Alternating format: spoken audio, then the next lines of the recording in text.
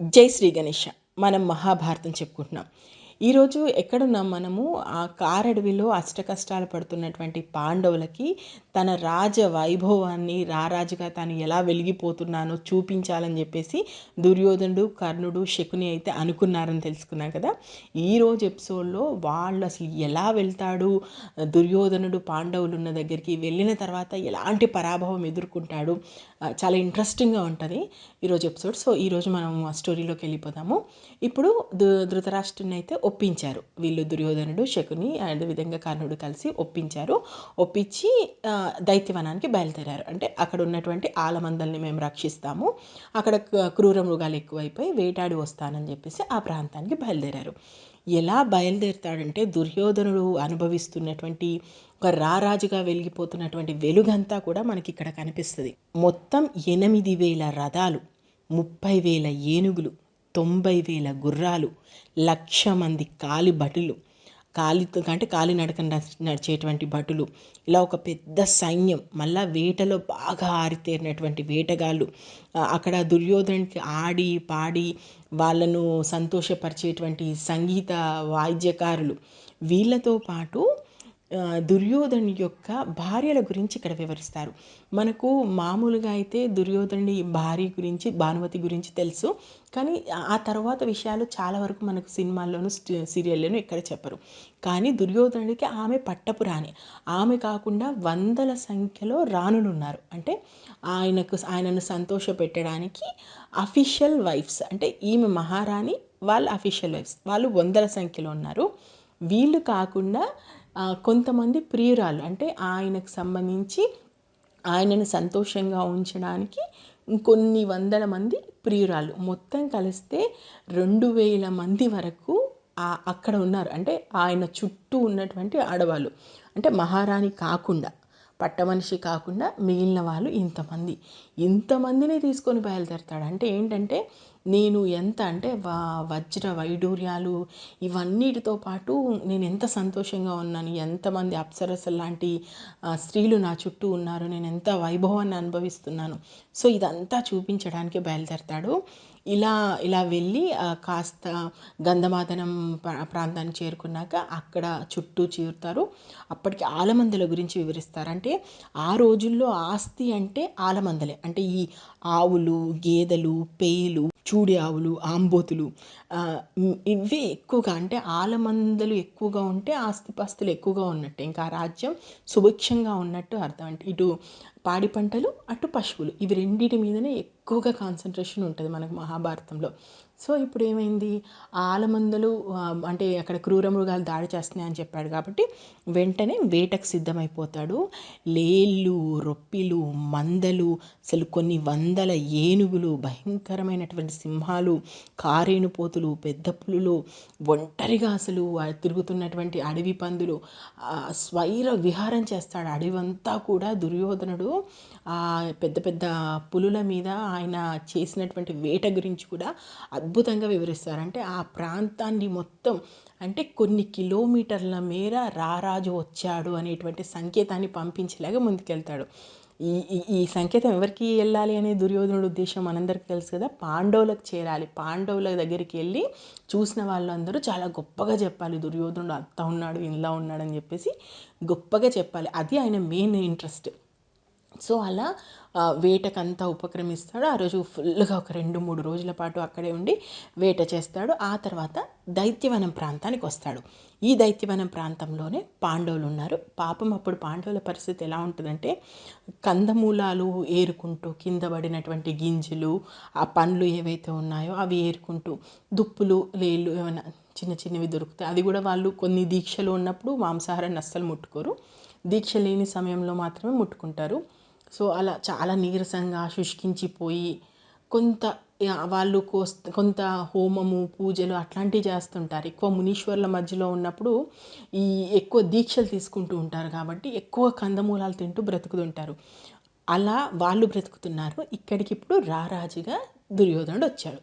ఇక్కడే అసలు ట్విస్ట్ మనకు స్టార్ట్ అవుతుంది. ఈ దైత్యవరం వచ్చిన తర్వాత దైత్య సరోవరం అనేటువంటి ఒక ప్రాంతం ఉంటుంది. ఆ సరోవరాన్ని చూడగానే అందమైన పక్షులు, అంటే ప్రకృతి పలకరింపు అంతా కూడా అక్కడే ఉంటుంది. ఆ అందమైన ప్రాంతాన్ని చూడగానే దుర్యోధనుడు ఏమంటాడు, క్రీడా గృహాలు ఏర్పాటు చేయండి, అంటే తన భార్యలు తన ప్రియురాళ్ళతో ఉండడానికి గదులను ఏర్పాటు చేయమని చెప్తాడు మొత్తం ఆ సరోవరం చుట్టూ. ఎందుకంటే ఆ సరోవరంలో దిగి హాయిగా జలకాలాడుతూ సంతోషంగా గడపాలి అనేది దుర్యోధనుడు ఉద్దేశం. ఆయన చెప్పాడు. ఇంకా రారాజు చెప్పిన తర్వాత దానికి ఎదురుంటుందా, వెంటనే భటులు వెళ్ళి ఆ దైత్య సరోవరం చుట్టూ కూడా ఈ గదులు ఏర్పాటు చేస్తుంటారు, క్రీడా గృహాలు ఏర్పాటు చేస్తూ ఉంటారు. ఇంతలో ఏం జరుగుతుందంటే ఆ ప్రాంతం, ఏదైతే సరోవరం ఉందో ఆ సరోవరం, ఆ ప్రాంతం చిత్రసేనుడు పరిధిలో ఉంటుంది. ఈ చిత్రసేనుడు ఎవరంటే గంధర్వుడు. మనకు గంధర్వుడు అనగానే ఏంటి, గంధర్వుడు రావడం ఏంటి అనేటువంటి సందేహాలు ఏమొద్దు. మహాభారతం మొత్తము గంధర్వులు, యక్షులు, కిన్నెర్లు, నాగులు, దేవతలు, శివుడు, విష్ణువు, బ్రహ్మ, ఇలా అందరూ భూలోకానికి వస్తూ ఉంటారు. అండ్ మానవులతో సంప్రదింపులు జరుగుతూ ఉంటాయి. సో వాళ్ళ క్యారెక్టర్స్ వస్తూ పోతూ ఉంటాయి మహాభారతంలో. సో ఆ ప్రాంతం అంతా కూడా, ఆ సరోవరం అంతా కూడా చిత్రసేనుడు తన కుటుంబంతో ఉండడానికి ఏర్పాటు చేసుకున్న ప్రాంతం. దాంతో వీళ్ళు వెళ్ళి అక్కడ గుడారాలు ఏర్పాటు చేస్తుంటే చిత్రసేనుడి యొక్క అక్కడ ఉన్నటువంటి గంధర్వులు ఏమంటారు, అక్కడ ఉన్న ఆయన సైనికులు, ఇది చిత్రసేనుడు ప్రాంతం, ఇక్కడ మీరు ఎందుకు వేసుకుంటున్నారో, అయినా ఇది మనుషుల కోసం ఉన్నది కాదు, మీరు వెంటనే వెళ్ళిపోండి, ఈ ప్రాంతాన్ని విడిచి వెళ్ళిపోండి అని చెప్తాడు. అప్పుడు మళ్ళీ సైనికులు వెళ్ళి దుర్యోధనుడికి ఈ విషయం చెప్తారు. ఇలా మరి వెళ్ళిపోమంటున్నారు, అది చిత్రసేనుడి ప్రాంతం అంట, ఏం చేయాలంటాడు. దుర్యోధనుడు అసలే అహంకారంతో ఉన్నాడు, చుట్టూ అందమైన అమ్మాయిలు ఉన్నారు, ఇంకా ఆగుతాడా. వెంటనే ఏం చెప్తాడు, ఒక మంచి బలిష్టమైన సేననిచ్చి, చిత్రసేనుడా గంధర్వుడా, అవసరమైతే దేవేంద్రుడిని కూడా ఎదిరిస్తాను అని చెప్పేసి ఒక్కసారి కర్ణుడి వైపు చూస్తాడు. కర్ణుడు విల్లు పట్టుకొని రెడీగా, నేను యుద్ధానికి రెడీ అన్నట్టుగా సిగ్నల్ ఇస్తాడు. అంతే, ఇంకేముంది, మనం వెళ్దాము, మీరు వేయండి, ఎవరు అడ్డొస్తారో చూస్తానంటారు. దీంతో పులోమని సైన్యం చిత్రసేనుడి మీదకి వెళ్తుంది. చిత్రసేనుడి అక్కడ ఉన్నటువంటి గంధర్వులు 1కి 4 సార్లు చెప్తారు, నువ్వు ఎంత రారాజువైనా ఎవరైనా సరే మీరు ఇక్కడ ఉండకూడదు, దయచేసి వెళ్ళిపోండి అని చెప్పేసి ఎన్ని రకాలుగా నచ్చజెప్పాలని చూసినా దుర్యోధనుడు ససేమీరా అంటాడు. దుర్యోధనుడు సేనల్ని వెనక్కి రప్పించాడు. దాంతో ఇంకా గంధర్వులకి కౌరవ సేనకు మధ్య యుద్ధం స్టార్ట్ అవుతుంది. ఏ రేంజ్లో యుద్ధం స్టార్ట్ అవుతుంది అంటే, వీళ్ళు వేలు లక్షలుగా పుట్టుకొస్తూ ఉంటారు గంధర్వులు.